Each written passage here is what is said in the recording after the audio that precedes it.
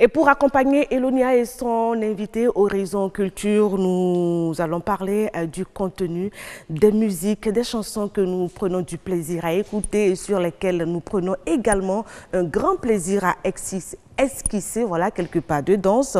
Mais avant d'entrer dans le vif du débat, nous allons vous faire regarder ce reportage de Djouerat.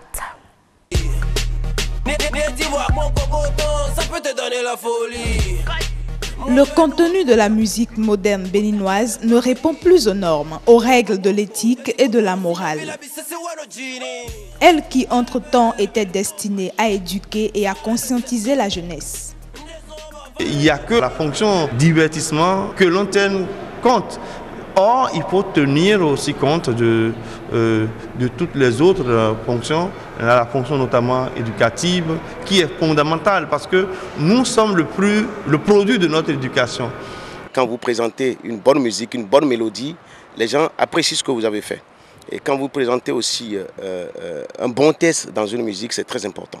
Malheureusement, de nos jours, les messages semblent quitter le forum. On a l'impression que les messages n'ont plus d'importance et les gens chantent pour la plupart du temps pour ne pas dire grande chose. La musique moderne, au fait, ce n'est pas en réalité une mauvaise chose, mais on constate de nos jours que bon, souvent, ça ne véhicule pas de bons conseils. Au fait, tout est bâclé. Le sexe, qui auparavant était un sujet tabou, presque voilé dans les chansons, est aujourd'hui exposé. La musique moderne spécialement, elle a vécu aussi le sexe. Le sexe avec des mots qui ne disent pas forcément le sexe, mais qui tournent autour du sexe, qui tournent autour du pot, comme on dit.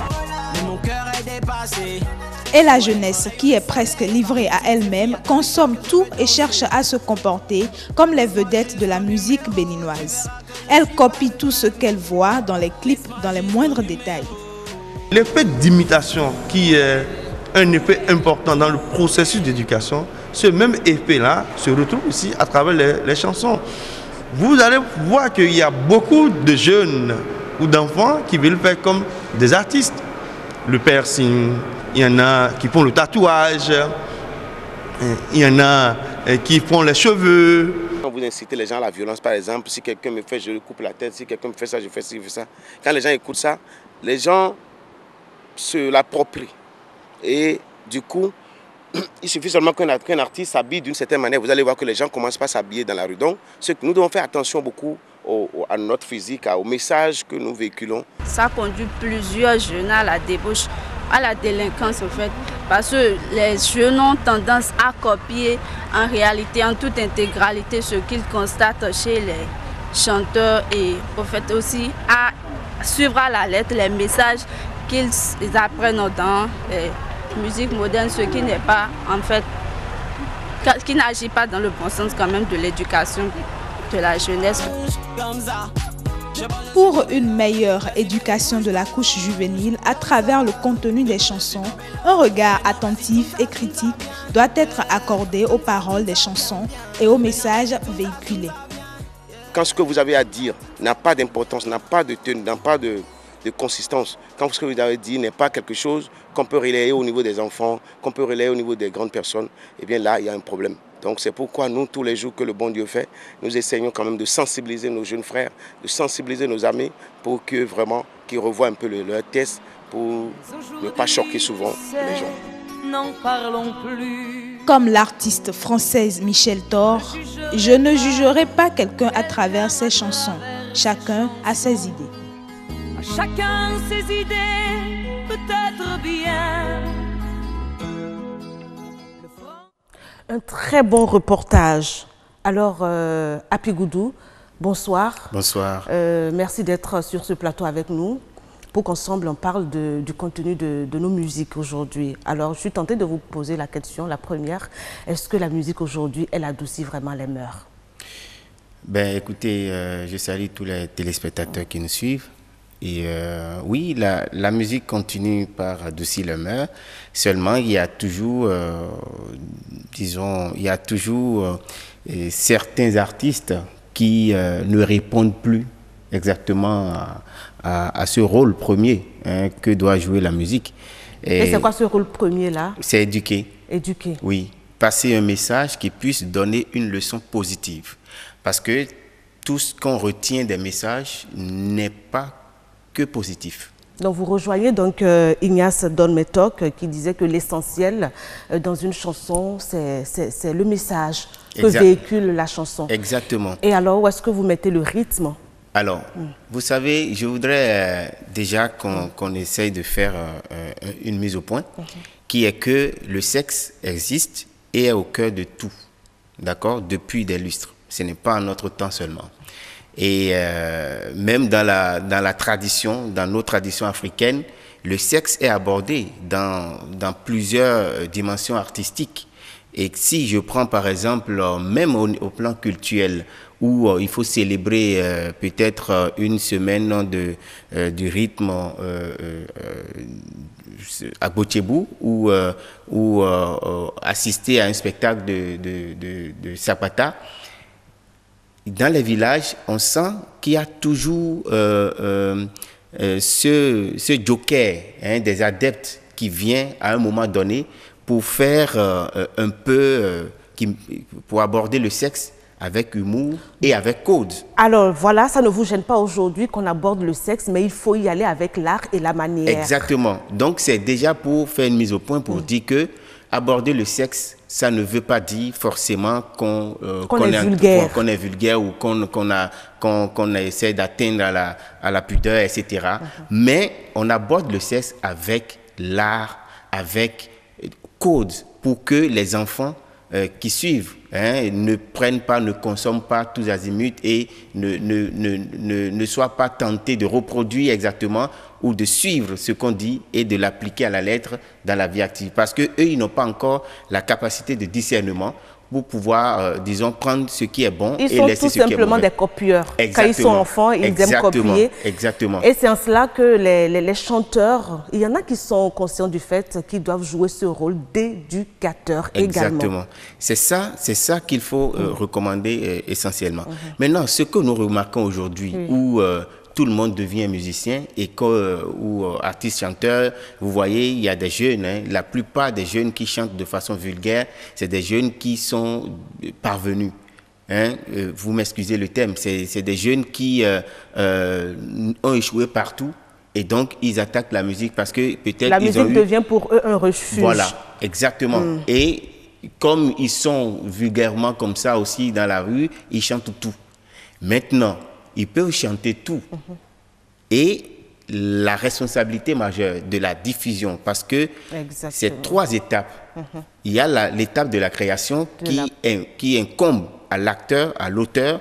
Donc, il y a l'étape de la construction de l'œuvre elle-même. Et maintenant de la diffusion. De la diffusion, donc l'étape de la promotion. Exactement. Lorsque l'étape de la création, donc de la production, c'est une étape qui incombe seulement à l'auteur. Quand l'auteur crée, il peut rester entre amis, il peut faire tout ce qu'il veut et ça peut ne pas sortir. Mais pourvu que ça ne tombe pas dans toutes les oreilles. Mais lorsque nous dépassons les 2 étapes, les 2 premières étapes et qu'on arrive à l'étape de promotion, il doit avoir une censure. Alors quelle est cette censure-là? Est-ce qu'il y a aujourd'hui une censure qui se fait au niveau de la chaîne de production de nos œuvres musicales aujourd'hui? Quand je prends le cas du Bénin. Et disons qu'entre-temps, ça se faisait, mais depuis un temps, on constate avec tout ce qu'on lit sur les chaînes de télévision, ce qu'on écoute à la radio, etc., on se dit qu'il y a quelque chose qui ne va pas. Comme quoi, lorsque un artiste crée, c'est souvent nos collègues diffuseurs qui prennent. Nos animateurs de radio, etc. Vous nous indexez là. Bien sûr, moi-même je suis dedans.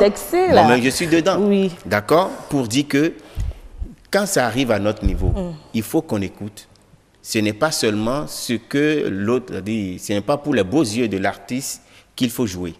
Il faut jouer pour les auditeurs ou pour les téléspectateurs. Et quand vous parlez d'auditeurs et quand vous parlez de téléspectateurs, Happy Goudou, vous êtes un observateur averti, vous êtes un acteur culturel, vous êtes un individu, enfin, vous êtes quelqu'un qui écoute, qui sait apprécier les choses.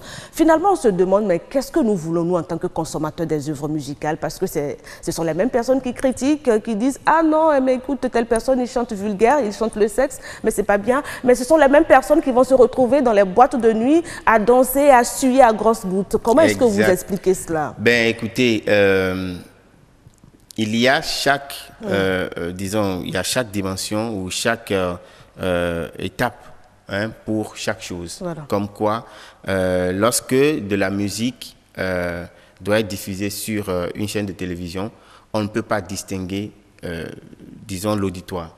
D'accord? Pour dire que si je suis à table à la maison et qu'on commence par jouer l'œuvre de Vano Baby, un exemple palpable, concret, oui.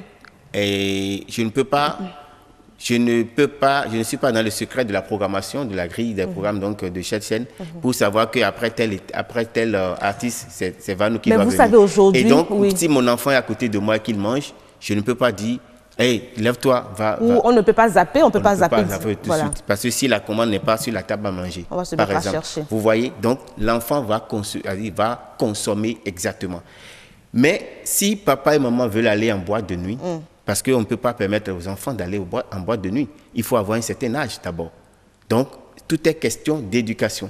Papa et maman peuvent aller en boîte de nuit, ils connaissent ça. Pourquoi on fait des films, on catégorise des films érotiques et des films moins de 10 ans, interdits à moins de 12 ans, moins de 16 ans? Pourquoi on le fait?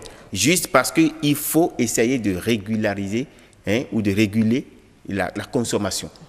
Et donc, aujourd'hui, où tout est tombé dans de la vulgarité, il y a un rôle majeur que doivent jouer les chefs de programme, les chargés de programme de nos médias et les diffuseurs. Donc, ceux-là qui sont soit animateurs, soit teneurs d'antenne ou techniciens de télé, etc., ils doivent savoir que la responsabilité d'abord leur incombe et qu'ils doivent censurer. On peut prendre...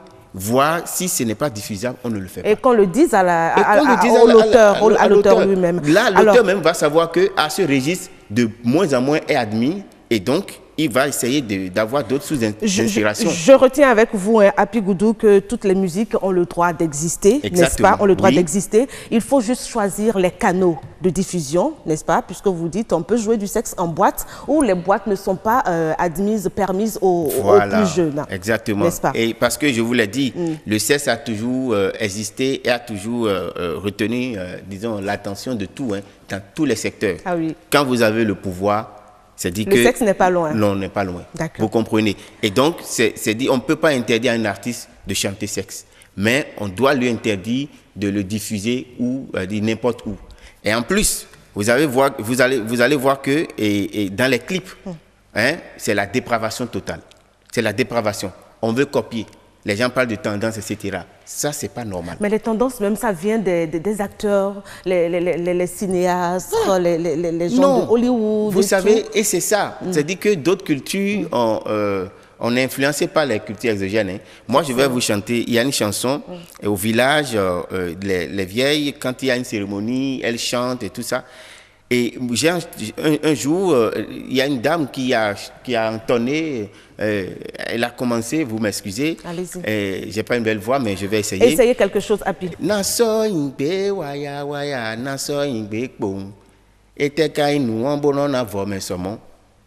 Vous voyez? Et quand il chantait, les gens reprenaient, etc. Finalement, je me suis rapproché d'elle à la fin. J'ai dit, mais de quoi tu veux parler? Elle parlait du sexe. Elle parlait du sexe. Parce que dans les couplets, elle a dit que quand il fait chaud et que tu es dans des tenues, disons, trop dures, que tu as mal, etc., tu es mal à l'aise, et que c'est tout ça là qu'elle a vu, mais que c'est un mal nécessaire parce que ça doit servir à procréer, etc. Donc vous voyez, et elle a dit, mais elle ne l'a pas chanté de façon vulgaire. Alors tout à l'heure, quand vous indexiez les animateurs, les hommes des médias et tout, je veux vous dire, mais où est passé les réseaux, où sont passés les réseaux sociaux aujourd'hui? Aujourd'hui, les réseaux sociaux, c'est vrai, lorsque vous tournez un clip, parce que avant que les gens ne naissent ça, sur les réseaux sociaux et même sur des disons, des sites. Hein. Il y a des sites érotiques, il y a des sites pornographiques, etc. Il y a tout un code, il y a tout un processus. D'accord? Lorsque l'enfant n'a pas l'âge, il vaut mieux lui écarter tout ce qui est Android, etc. etc. Mais aujourd'hui, c'est ça. C'est la portée de tout le monde. Les parents n'arrivent plus à jouer ce rôle-là à la maison, hein, de censeur ou de gendarme, et on laisse les enfants, ou bien les enfants en ville, ils essayent de s'acheter. Il faut donc recadrer tout ça à Pigoudou. C'est un ensemble. C'est un ensemble. Et maintenant, aux acteurs ou aux auteurs qui créent, il faut de plus en plus un peu de conscience dans la création. Un peu de conscience. Parce que nous avons tellement de choses sérieuses à aborder dans la vie pour éduquer le monde que le sexe seul, chanter le sexe seul, c'est juste, je ne sais pas quoi dire, c'est juste pour, c'est de la musique alimentaire, comme on le dit. Parce qu'on sait que c'est ça qui est moins cher, c'est ça qui est, disons, à la portée de tous. Merci et beaucoup. Que tout le monde veut entendre parler du sexe, etc. Merci. Donc quand on a un problème, on crée et on chante le sexe de façon vulgaire pour pouvoir Merci beaucoup Apri Goudou. Vous êtes un promoteur culturel, vous êtes un observateur très averti. Merci d'être passé aujourd'hui nous parler donc du contenu de nos musiques. Et on espère que vous allez revenir pour qu'on puisse approfondir encore plus ce sujet.